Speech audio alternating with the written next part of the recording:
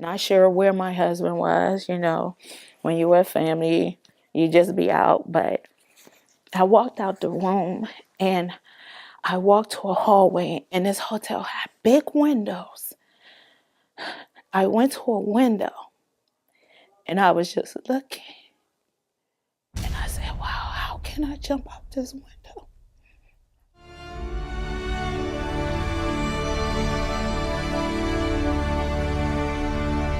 Where diverse faces tell of the hardships they overcame in life and how we all suffer and persevere.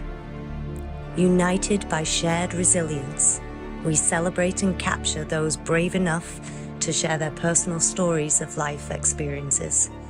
Their unique experiences weave a tapestry of strength, hope, and growth.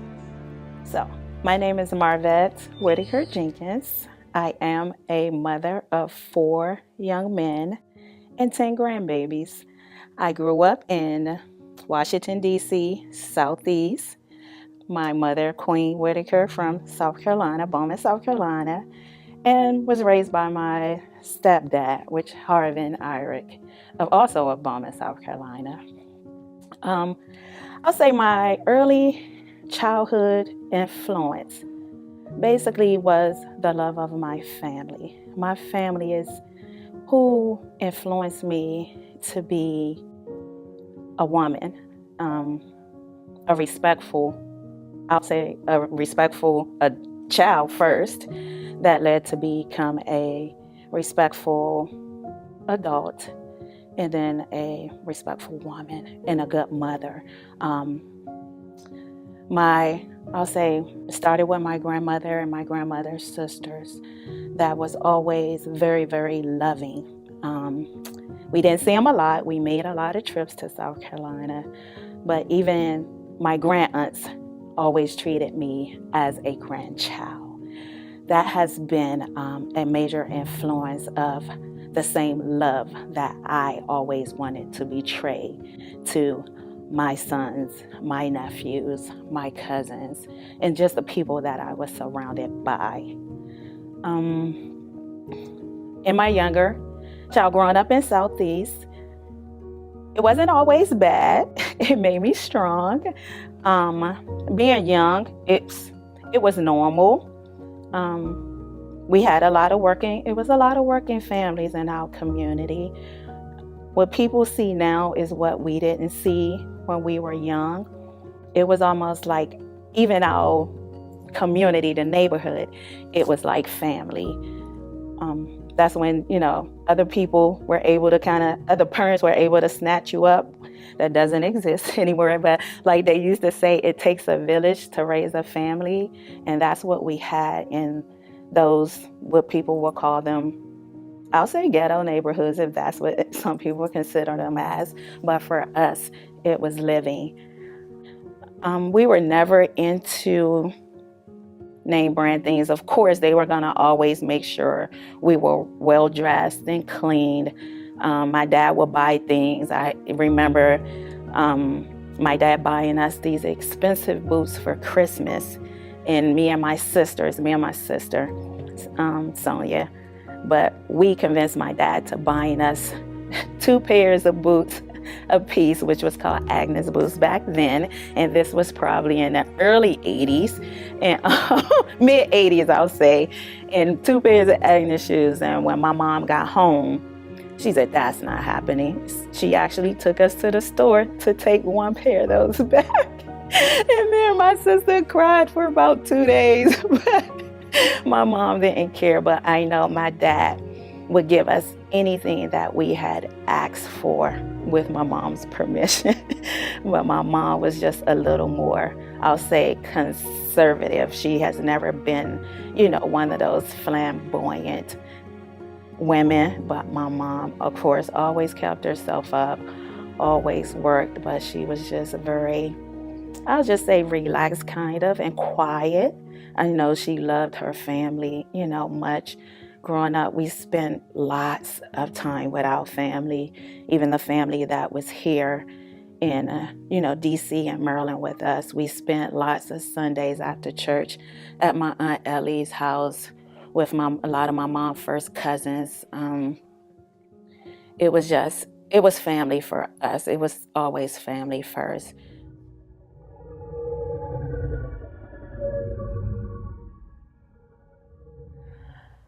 I stayed home. I worked for a pediatrics doctor's office as a receptionist, and I became pregnant a couple of months after graduating.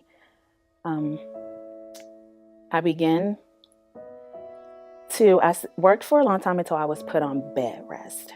Then, being put on bed rest, I consider myself taking care of my sister. My sister was a year behind me. So there was things as I was working, making sure my sister was taken care of. I know it was things that my mom was not gonna buy that I was able to help my sister buy. And in that phase of honestly dealing with drug dealers, I did that, not just for the drug dealing part, but that was kind of what was in the neighborhood. And that was, knowing now, that was just kind of, I don't know what kind of attraction it was, but that's where I was, a product of the environment, absolutely. Because a lot of the times that's kind of end up what it was in that community, honestly. Not saying that the guys that were selling drugs, a lot of them were still working. They were cutting hair, doing other business adventures along with the selling the drugs. But having my first son, his dad was working at the United States Capitol. We were really good friends. I think dated since I was probably in 10th grade until I graduated and had my son.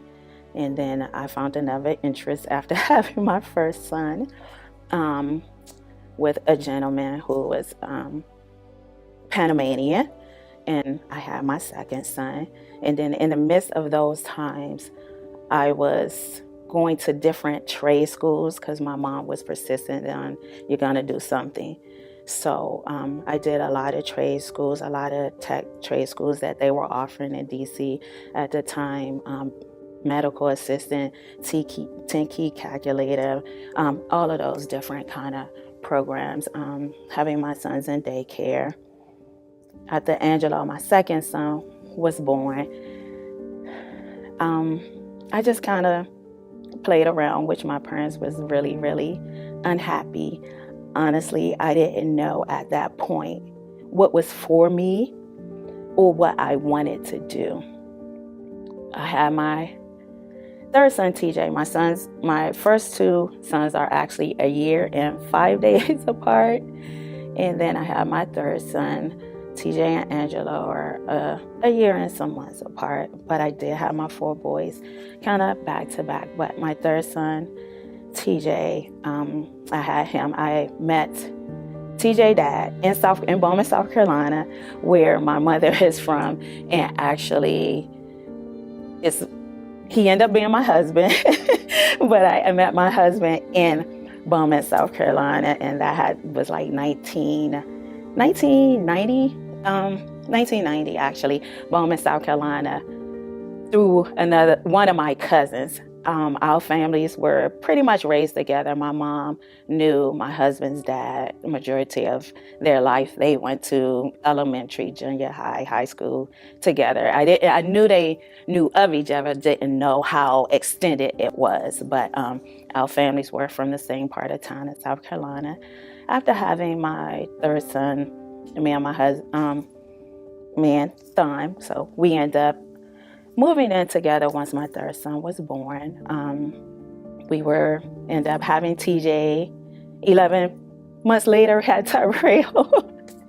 And it's funny, not funny, but at that time, we was like, I was like, I don't want any more kids. And I was like, I don't think I want to do this. And he was like, well, are you sure you want to do this?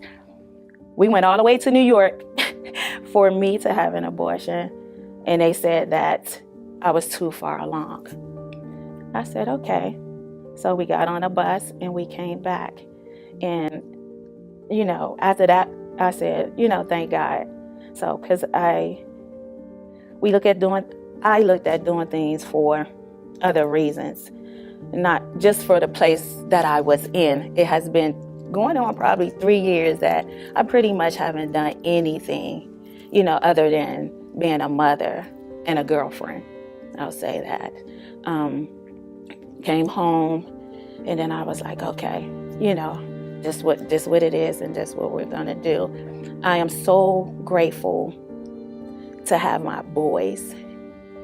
If I did not have my boys, honestly, I don't know what kind of woman I would have become. I believe having my boys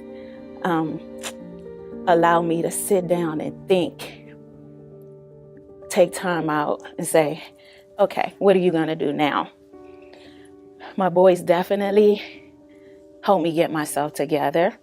I know I was a fighter, easily triggered.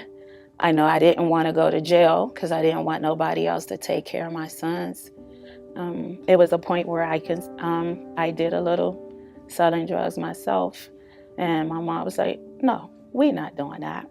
So I know once my mom found out, that's something that I know I just would no longer do. I did not want to disappoint my mother at all. I almost felt as though having my kids was disappointing to my mom, but I know my mom was happy in the way that I was taking care of my boys. Let me say this: walk to the bus stop, wait for the bus, go to the train station, get off the train, and walk to Shoppers. And that's what I did for years. During the time I started Shoppers, I was paying my babysitter, honestly, was what I was making a week. But I was determined that I was going to get out the house and go to work. I didn't care if I gave her my whole paycheck every week.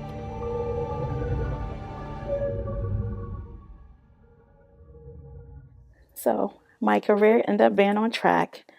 I became full-time in 2 years. But then I had a man who I loved dearly, whom I felt as though didn't love me as much as I loved him. Or didn't love me, I'll say, how I wanted to be loved. No matter what I did, no matter what I didn't do, I felt a big void in my life. I felt as though I was trying to do everything right to be, the woman, the mother. At that time, we're not married yet, but, praying, hopefully to become the wife. But it was a point in my life I didn't know whether I wanted to live or not. We went to a family reunion of his, which his family is such an awesome family. Went to a family reunion of his, and I felt so outcasted.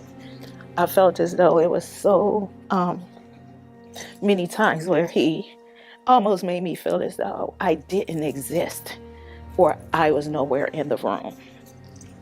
And this particular time, I'm like, I don't know what to do mentally. I honestly don't know where I was. But we were can't even remember where the reunion was, but we were staying in a hotel. And mentally, I was so done. I walked out the room. My kids probably were in the room with some of their cousins. Not sure where my husband was, when you were a family, you just be out. But I walked out the room and I walked to a hallway, and this hotel had big windows.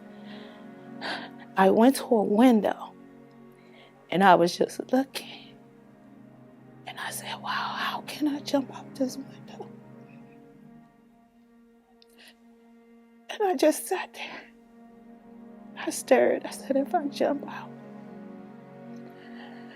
all I could think was, who's going to take care of my kids? How will my kids feel? Will my kids be okay? And the more I thought about it, I said, nobody's going to take care of my kids the way that I would take care of my kids. Then I thought about it. I said, is it worth it? But at that time, I really wanted to jump out the window. But I said, I cannot leave my kids here for him to take care of at that time. I had to get myself together, go back in that hotel room as if I was okay, knowing I was not okay. But I never wanted my boys to think that I didn't love them. I know they would not understand where I was or why I felt the way that I felt. They didn't know until they were older how I felt. And then talking to them being older makes you feel sad when you felt as though your sons had some of those same feelings. So sometimes you ask yourself, where did you fail? Or what could you have done better? Recently, and yes, I married him. Married 22 years. Again, like I said, together 11 years before being married. And I dealt with a lot of unforgiveness. Say I forgive, but truly, I forgot some of those things. I've learned to forgive, but I felt as though there were certain things that I could always reflect back on that just didn't allow me to be that wife that I know I wanted to be.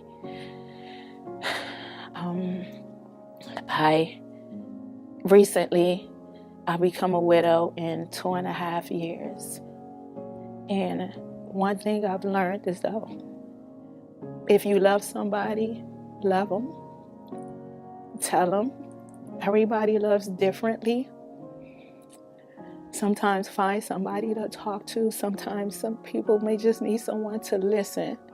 And when people call to talk, you don't always have to respond or give advice. Sometimes ask, what do you need from me? Losing my husband in the last 2 years.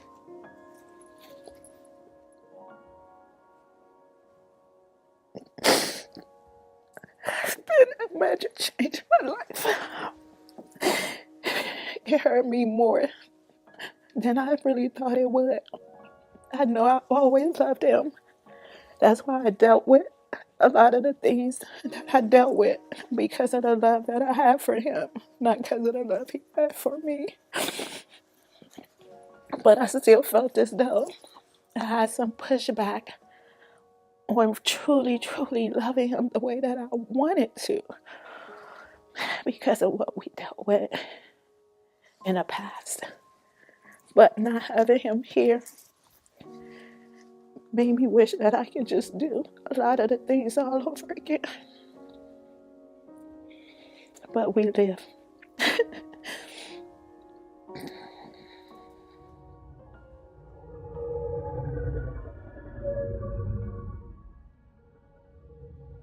The spark that kept me going after losing my husband, for one, I know I still had a life to live.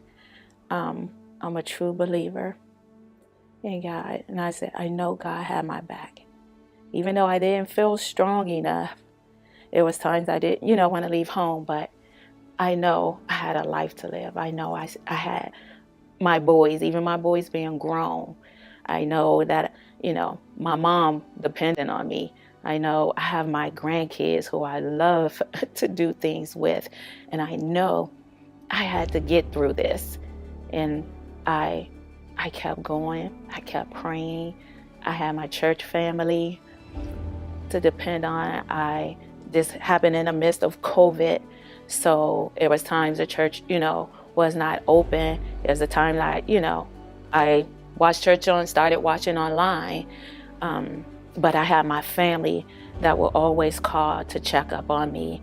In the midst of that, I had a job that was closing up, doing very well. that job was closing up. Wasn't sure what I was going to do. Applied for another one. And in a week or so after applying, I got a response for a really awesome company. In the midst of being in this company for going on, I say 2.5 years now, I've been promoted 4 times. It's been awesome. I have a family who, how can I say it?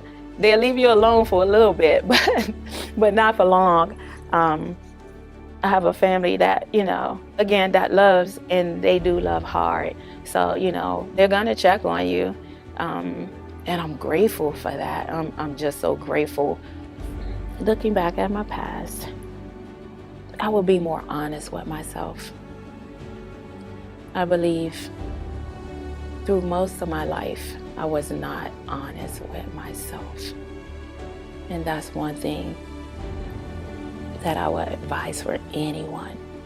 Be honest with yourself.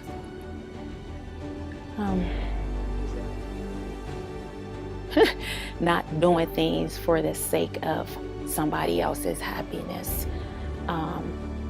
Not being that just go along with, if it ain't you. And those are, being honest with yourself, Hey, do I want to deal with that? Do I want to do that? Is this where I want to be? Are you okay with, where you are? And if you're not okay where you are, how do you deal with it? Or how do you get to the point where you are okay? It's hard for me.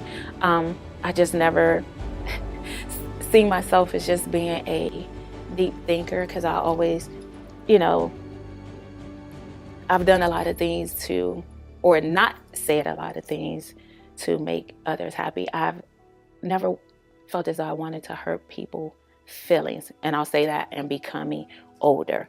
I would rather have my feelings hurt because I felt as though I could take it. But actually, I couldn't take it. And I just was not, that wasn't being honest. I wasn't being honest to myself. In the moments of my struggles, there were times I pray a lot.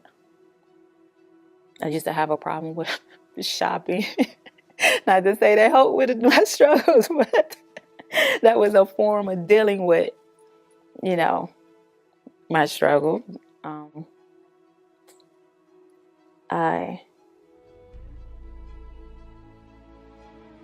I prayed a lot. I think a lot. Sometimes I just don't do anything because I don't know what to do sometimes.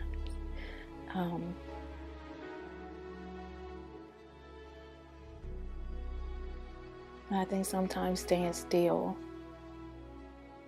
helps, me think a little bit more clearly. Even thinking clearly and beginning to move. Sometimes it may be the right move, may not be, or the wrong move, but doing. My faith, I'm big on faith. While I'm here on earth, enjoying my family. My family is major to me. Family is major. Being able to help my family. Just enjoying those times with my grandkids. Being able to leave an inheritance for my grandkids. So I got some things to do. I've got some things to work on. But, living this life joyfully, I want, don't give up. Don't give up. And it may sound cliche or something, we all used to hear, most of us used to hear, there's nothing new under the sun. There's nothing new under the sun. And I know some of us may be stronger in some ways than others, but don't give up. Every day is a new day.